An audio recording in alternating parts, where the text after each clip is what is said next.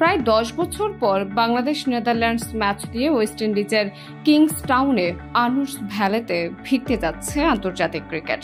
তার উপর ম্যাচটি এই গ্রুপের সুপার 8-এর পথ রচিত করে দিবে। স্বাভাবিকভাবেই এই ম্যাচটি নিয়ে বাড়তি আগ্রহ স্থানীয়দের মধ্যে।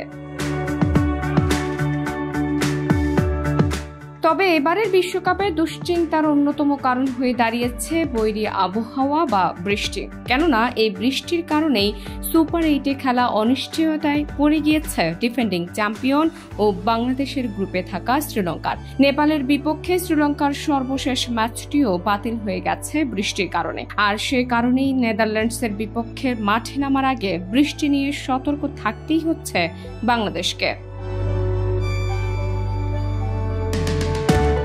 অবশ্য আনুশ ভ্যালির আবহাওয়া খানিকটা স্বস্তিই দিচ্ছে বাংলাদেশকে।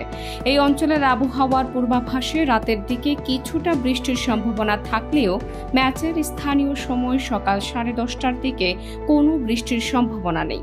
তবে ম্যাচ চলাকালীন আকাশ মেঘলা থাকার সম্ভাবনা রয়েছে। যদিও বৃষ্টি হয়ে ঝরে পড়া কিংবা ম্যাচে বাগড়া বাঁধানোর সম্ভাবনা কম। এদিন তাপমাত্রা হতে পারে 27.54 ডিগ্রি সেলসিয়াস, যা বাংলাদেশের জন্য বেশ উপযুক্ত কন্ডিশনই বলা যায়।